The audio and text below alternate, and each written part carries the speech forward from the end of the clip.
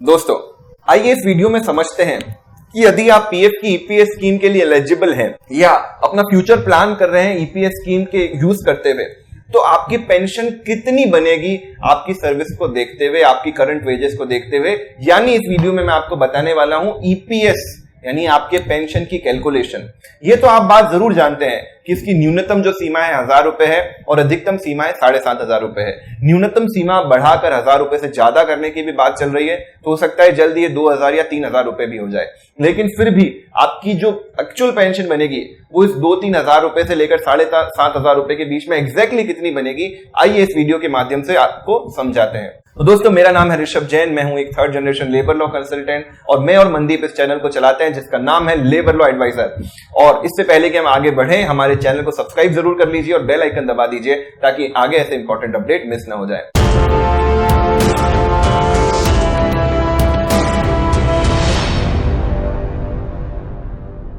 तो दोस्तों पेंशन के कैलकुलेशन का एक बड़ा आसान फॉर्मूला है, तो देखिए हम ये स्क्रीन पर दिखा रहे हैं।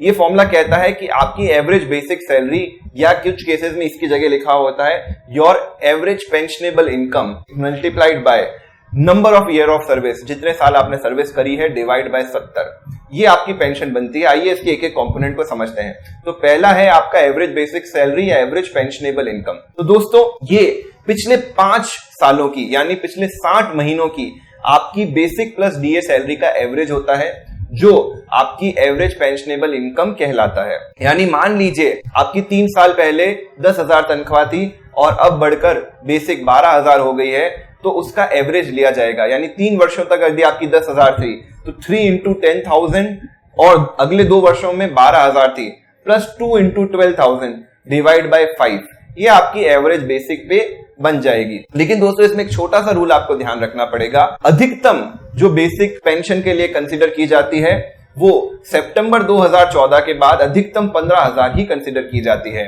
यानी मान लीजिए आपकी बेसिक पे 50,000 है, तो भी आपको पेंशन के लिए जो कैलकुलेशन की जाएगी उसमें आपकी अधिकतम वेज बेसिक प्लस डीए 15,000 ही गिनी जाएगी। और सितंबर 2014 से पहले की कैलकुलेशन के लिए अधिकतम 6,500 रुपए ही गिना जाएगा। उदाहरण के लिए यदि मान लीजिए कोई व्यक्ति 1 सितंबर 2018 को अपनी पेंशन पिछले 5 साल के लिए अपनी पेंशनेबल सैलरी कैलकुलेट करना चाहता है और मान लीजिए बेसिक प्लस डीए है वो 15,000 से अधिक है, तो पिछले 4 वर्षों में उसकी बेसिक जो सैलरी कंसीडर की जाएगी वो 15,000 ही कंसीडर की जाएगी। और उससे पहले एक वर्ष जो है, जो 2013 सितंबर से लेकर 2014 सितंबर तक है, उसमें मात्र 6,500 रुपए ही कंसीडर की जाएगी।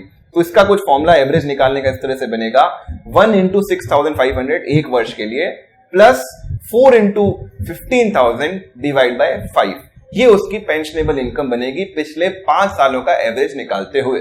तो दोस्तों इसी कैलकुलेशन से आप समझ सकते हैं कि आपकी अधिकतम पेंशनेबल इनकम, अब यदि आप अपनी रिसेंटली आपने जॉब ज्वाइन किया, आपकी अधिकतम पेंशनेबल इनकम पिछले 5 सालों का एवरेज 15,000 बन सकती है, उससे अधिक नहीं। तो इसके लिए ईपीएस स्कीम में एलिजिबल होने के लिए आपकी मिनिमम सर्विस ईयर होनी चाहिए 10 साल।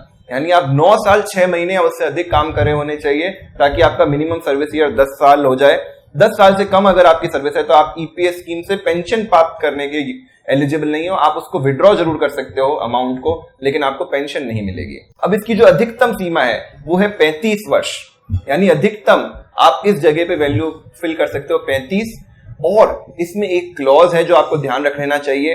ये जो छोटी छोटी मैं बातें बता रहा हूं वो आप ही के काम के लिए बता रहा हूं, आप इसको ध्यान से सुने।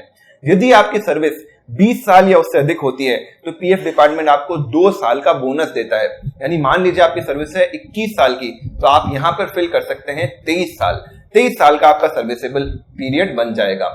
यानी आपकी 33 इयर्स की सर्विस हो जाएगी तो आप 35 साल यहां पे फिल कर सकते हो। लेकिन 33 इयर्स से ज्यादा की सर्विस हो जाने के पश्चात भी ये अमाउंट मैक्सिमम 35 रहेगा, उससे ज्यादा इसको नहीं बढ़ा सकते। और इस मल्टीप्लिकेशन को आपको डिवाइड करना है 70 से। तो आइए समझते हैं। जो पहला पार्ट है उसकी अधिकतम सीमा हो सकती है 15,000 रुपए, क्योंकि 2014 सितंबर के अमेंडमेंट के हिसाब से basic plus DA maximum pensionable income की कर दी गई 15,000 रुपए। उसको आप अधिकतम गुणा कर सकते हैं आपकी 35 साल की सर्विस के हिसाब से इंटू 35 डिवाइड बाय 70। यानी आपकी जो अधिकतम पेंशन बन सकती है वो 15,000 इंटू 35/70 7,500 रुपए बन सकती है। इसकी न्यूनतम सीमा 1,000 रुपए अभी गवर्नमेंट ने तय कर रखी है, जो बढ़ने की बहुत अधिक संभावना है। लेकिन दोस्तों, पीएफ में एक ऐसा क्लॉज है जिसमें एक व्यक्ति ने अपनी जो पेंशन की इनकम थी वो 2,300 रुपए से बढ़ाकर 30,500 रुपए कर दी। आखिर ये वो कैसे कर पाया? इसका एक क्लॉज है पीएफ डिपार्टमेंट का, इस पर हम एक केस स्टडी बनाकर आपको बताना चाहते हैं, ताकि आप में से कई लोग यदि उस स्कीम का बेनिफिट ले पाए तो उनके लिए बढ़िया होगा। इसके लिए आप हमें नीचे कमेंट्स में बताइए कि क्या आप उस केस स्टडी को जानना चाहते हैं, क्या आप समझना चाहते हैं कि कैसे प्रवीण कोहली ने अपनी जो वेजेस थी, अपनी जो पेंशन थी, वो 2,326 रुपए से बढ़ाकर 30,500 रुपए कर दी। यदि आप जानना चाहते हैं तो नीचे कमेंट्स में बताइए। दोस्तों, उम्मीद करते हैं आपको ये वीडियो पसंद आया होगा। Signing off, Rishabh and Mandeep.